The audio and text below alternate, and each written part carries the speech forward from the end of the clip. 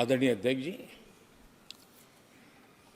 बहुत विकट काल में हमारा समय गया क्योंकि 1.5-2 साल कोविड ने हमारे पर बहुत बड़ा दबाव डाला। लेकिन उसके बावजूद भी 17वीं लोकसभा देश के लिए बहुत उपकारक रही है, बहुत अच्छे काम किए हैं। लेकिन उस समय हमने कई साथियों को भी खो दिया है। हो सकता है अगर आज वो हमारे बीच होते तो आज इस विदाई समारोह में मौजूद होते, लेकिन बीच में ही कोविड के कारण हमें अपने बहुत होनहार साथियों को खोना पड़ा। उसका दुख हमेशा हमेशा हमारे रहेंगे। आदरणीय अध्यक्ष जी, 17वीं लोकसभा का अंतिम सत्र और अंतिम आवर ही समझ लीजिए है। लोकतंत्र और भारत की यात्रा अनंत है, अनेक, और ये देश किसी पर्पज के लिए है, उसका कोई लक्ष्य है, वो पूरी मानव जात के लिए। चाहे श्री अरविंदो ने देखा हो, चाहे स्वामी विवेकानंद जी ने देखा हो, लेकिन आज उन शब्दों में, उस विजन में सामर्थ्य था, वो हम आंखों के सामने देख पा रहे हैं।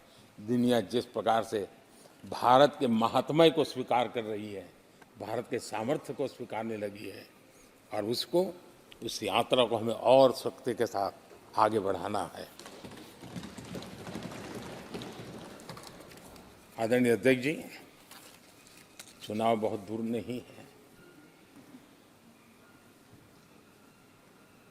कुछ लोगों को थोड़ी घबराहट रहती होगी, लेकिन ये लोकतंत्र का सहज आवश्यक पहलू है। हम सब उसको गर्व से स्वीकार करते हैं, और मुझे विश्वास है कि हमारे चुनाव भी देश की शान बढ़ाने वाले, लोकतंत्र की हमारी जो परंपरा है, पूरे विश्व को अचंभित करने वाले अवश्य रहेंगे, ये मेरा पक्का विश्वास है।